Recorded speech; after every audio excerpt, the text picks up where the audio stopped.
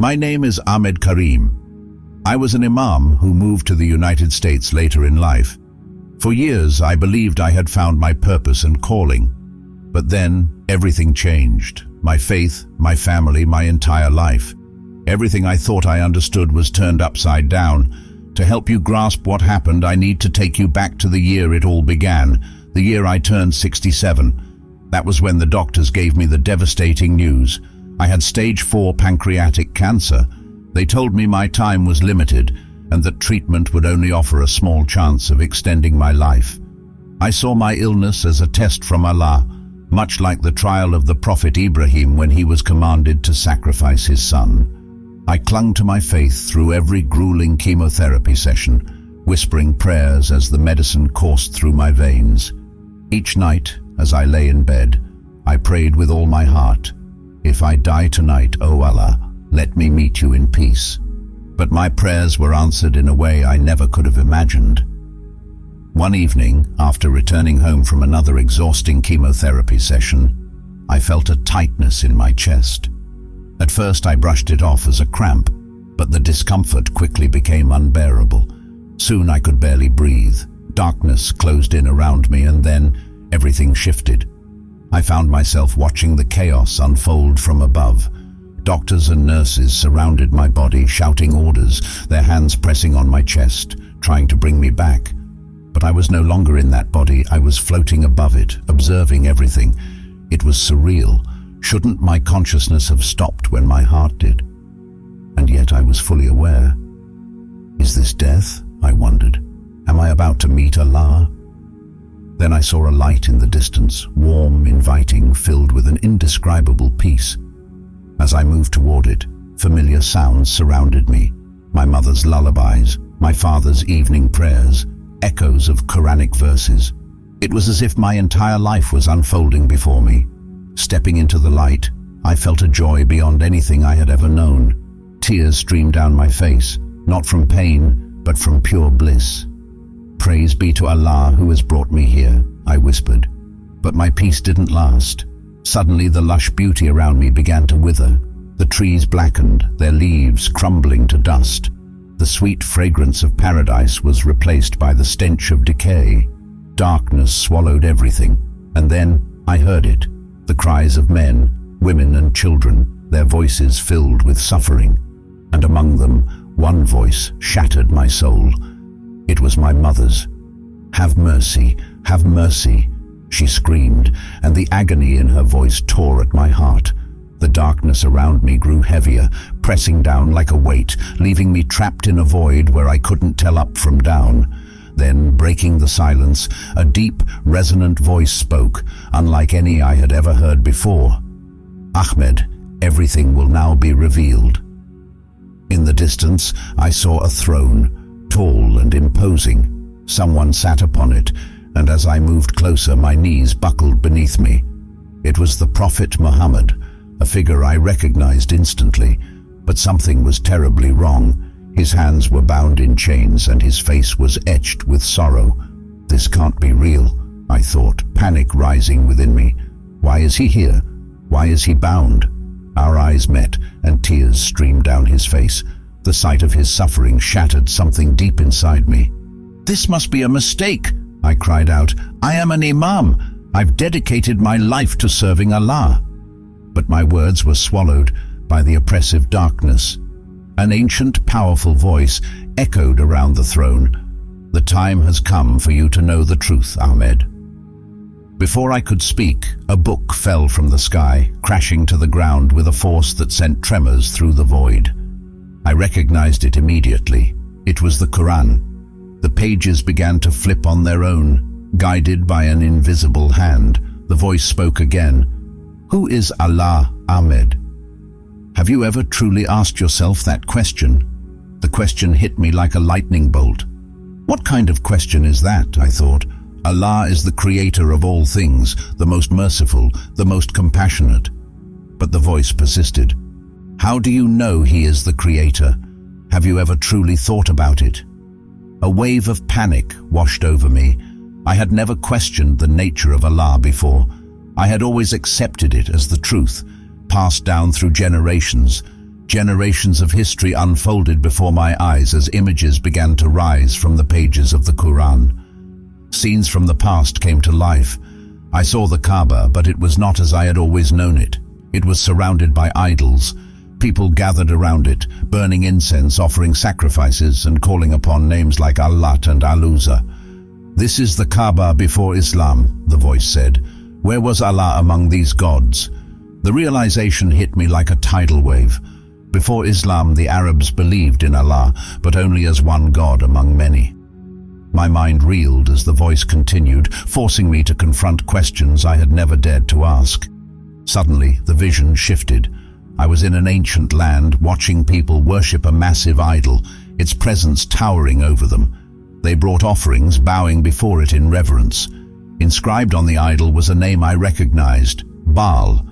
Beneath it, written in a script resembling Arabic, was another name, El. The voice whispered, Baal, El, Allah. Have you ever thought about their connection? I fell to my knees, clutching my head. The weight of these revelations was unbearable. Have I been deceived? I whispered, my voice trembling. And then suddenly I was gasping for air. My eyes flew open, blinded by the harsh fluorescent lights of the hospital room. Nurses surrounded me, their faces filled with relief. "You're back," one of them said gently. But I wasn't the same. The images, the questions, they haunted me. My faith, my beliefs, everything I had built my life upon was now shrouded in doubt. Days turned into weeks, yet the uncertainty only grew, gnawing at me, leaving me restless. At times I would sit by the window, watching the world pass by, wondering if anyone had ever felt the way I did. The weight of my thoughts was unbearable. My wife noticed my turmoil. She would sit beside me, offering comfort, but I couldn't bring myself to speak. How could I possibly explain to her what I had seen?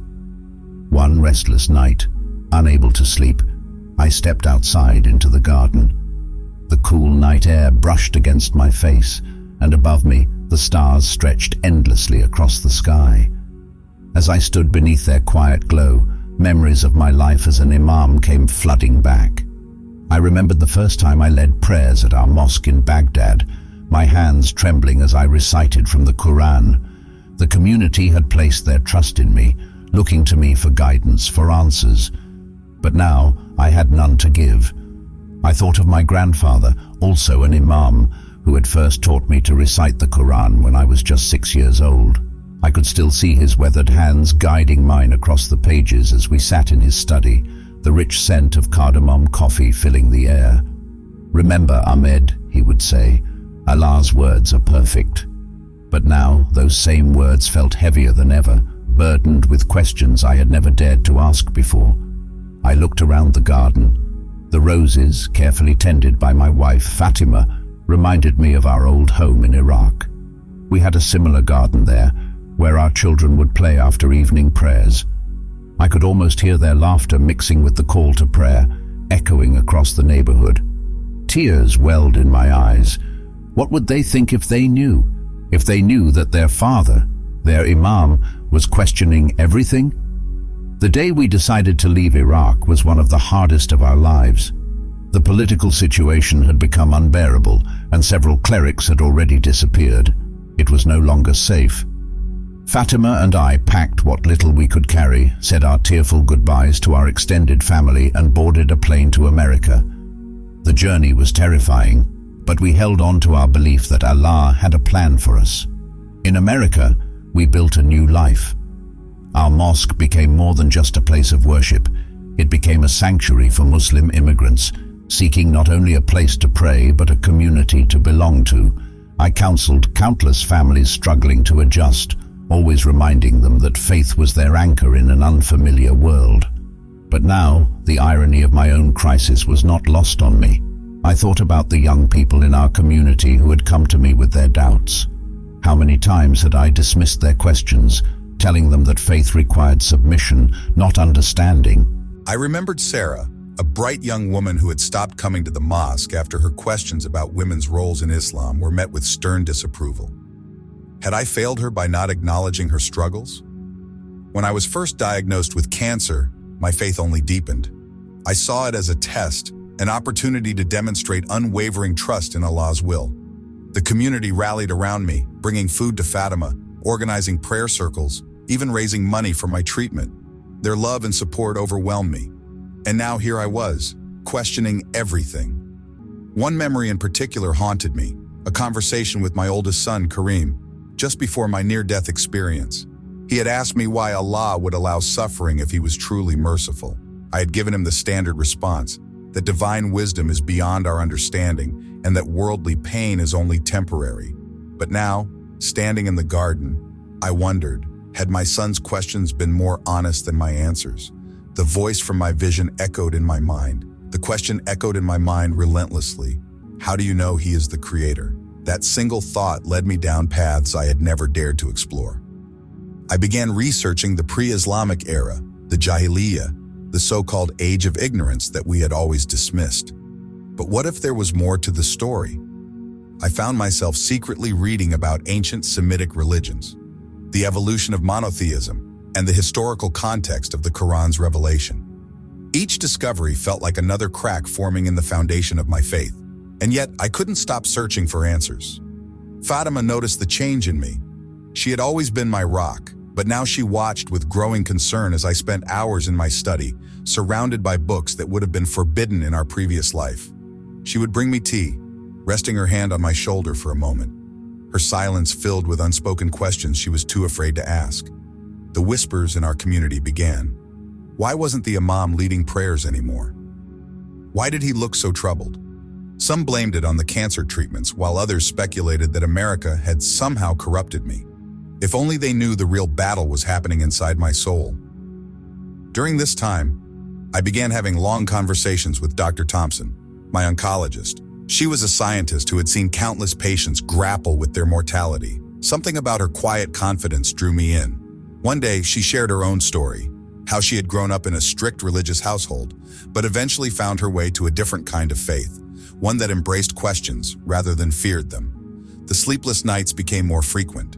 I would pace the garden, haunted by the faces of those who had once trusted me to guide them. Had I led them astray? The weight of that question crushed me. Sometimes in the early morning hours, I would find myself performing wudu out of habit, preparing for Fajr prayer, only to stop halfway, paralyzed by doubt. One morning, my youngest daughter, Amira, found me crying. She had inherited my contemplative nature and simply sat beside me in silence. After a long while, she finally asked, "Baba, is it okay to change what you believe if you learn something new?" The wisdom in her innocent question startled me. The cancer treatments continued, each session giving me more time to reflect. More often, I found myself retreating to the hospital chapel, not to pray, but simply to sit in silence. Sometimes I would sit there for hours. I sat in the hospital chapel, watching people of different faiths come and go, each finding comfort in their own way of connecting with the divine. For the first time, I began to notice things I had previously overlooked. The kindness of the Christian nurses who cared for me without ever trying to convert me. The quiet peace on the face of a Buddhist patient who meditated despite his pain. The unwavering dedication of a Jewish doctor who worked tirelessly on Saturdays, finding her own way to honor her faith's principles while serving others. One day, a young Muslim resident recognized me from the mosque. As he greeted me with "Assalamu alaikum" in the chapel, a deep sense of shame washed over me. But instead of judgment, he shared his own struggles, how he wrestled with reconciling modern science with traditional beliefs. His honesty was refreshing, and for the first time, I felt less alone in my questioning. The visions from my near-death experience became clearer as I allowed myself to truly examine them. The bound prophet, the ancient voice, the withering paradise. Were they symbols of the constraints I had placed on my own understanding of God? The questions that had once terrified me now felt like stepping stones toward something greater. For the first time in weeks, I found a moment of peace in the stillness of the night. As I stood alone, I whispered a prayer, not to the Allah I had always known, but to the Creator, whoever He might be. "If you are real, show me the truth." My voice trembled as I spoke the words. The next day, a chaplain named Father John visited me. He wore a simple white robe and carried a Bible. At first, I hesitated to speak with him, uncertain of his intentions, but his calm presence put me at ease. "You saw something, didn't you?" he asked gently. I nodded, and for the first time, I shared my experience. Tears streamed down my face as I recounted the throne, the chains, and the voice. Father John listened without interruption. Father John listened patiently, without judgment. Then he asked a question that caught me off guard. What about Jesus? Jesus. He hadn't been part of my vision, but why? Father John opened his Bible and read, "I am the way, the truth, and the life. No one comes to the Father except through me." John 14:6. His words pierced my heart. Could Jesus be the answer I had been searching for all along? In the weeks that followed, I wrestled with this question. My family noticed the change in me. My community, once my foundation, began to distance themselves. But I couldn't turn back. One morning, I walked into Father John's church. My voice was steady, but my heart pounded as I spoke. "I want to know the truth." Father John smiled warmly. "Jesus has been waiting for you, Ahmed." That day, I made the decision to follow Jesus. As the water of baptism poured over me, an overwhelming sense of peace washed over me. The chains of doubt and fear that had weighed me down for so long were gone. For the first time in my life, I felt truly free. I began to notice small but profound changes within myself. My heart, once burdened by the expectations of my role as an imam, now felt light. I spent hours reading the Bible, discovering stories and teachings that resonated deeply within me. The words of Jesus were filled with compassion and truth. One night, as I read the Sermon on the Mount, tears welled in my eyes. "Blessed are the pure in heart, for they will see God." I had spent so much of my life focused on rituals and appearances. But now, I was beginning to understand what it truly meant to seek God with my whole heart. Today, I wake up each morning with a joy I never knew before. The cancer that once ravaged my body is gone, leaving my doctors baffled. But I know who healed me. Every day I open the Bible and pray, thanking Jesus for saving me. My journey hasn't been easy, but I have found a peace that surpasses all understanding. I am no longer an imam. I'm simply a man transformed by the grace of God. And as I share my story, my hope is that others who are searching for the truth will find it too. I am the way, the truth, and the life. These words have become my anchor, and they can be yours too.